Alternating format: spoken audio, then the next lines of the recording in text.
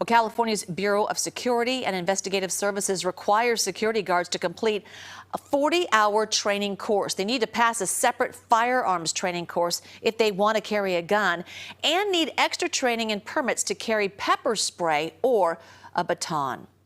Well, some say that's still not enough. Kelsi Thorud spoke with a private security company for some more insight. In the wake of Banko Brown's death, many people are talking about whether or not security guards should be armed. Evan Frazier owns a security company in the Bay Area that offers clients both armed and unarmed guards. Clients, rather, they tend to lean towards armed security in like rougher neighborhoods or neighborhoods with a little bit more extensive crime, or particular businesses in areas where they continuously get robbed or there's a high theft. Evans says many of his armed guards are former police officers, so they have extensive training with firearms. But that amount of training, Evans says, is not required by the state. The uniform armed guard that you see, like say in front of Bank of America or something like that, right?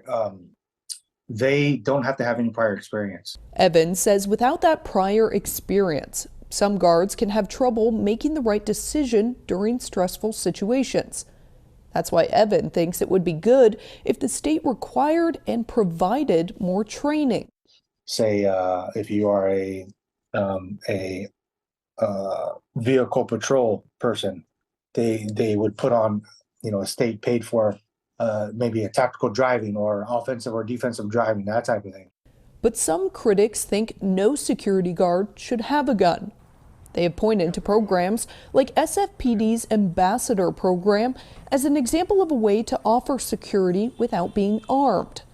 The ambassadors, mostly retired officers, patrol the streets not with guns, but with radios. We can call the police directly with our radio, and hopefully the response will be quick enough.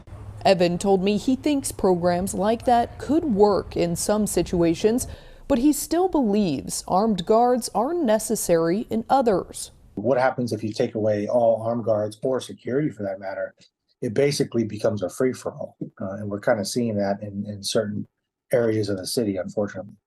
Evan says he understands some people's issue with armed security, and that's why he's an advocate for more training. Now, Supervisor Dean Preston has called for legislation to ban security guards from their weapons to protect property. And next week, the board will vote on a resolution calling on California's Attorney General and the U.S. Department of Justice to review the Banko Brown case.